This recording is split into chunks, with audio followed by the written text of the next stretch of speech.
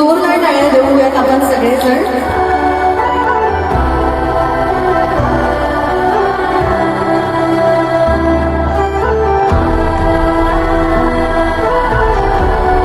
दिवसभर काम करायचं, संध्याकाळी माळवं विकायचं, घरी आल्यानंतर ते व्हिडिओ शूट करायचं आणि ते काढायचं आणि 100K पेक्षा जास्त फॉलोअर इंस्टाग्रामला आहे त्याचे.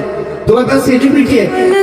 तू गरज तू बरस तू धूप में चाओ की एहसास तू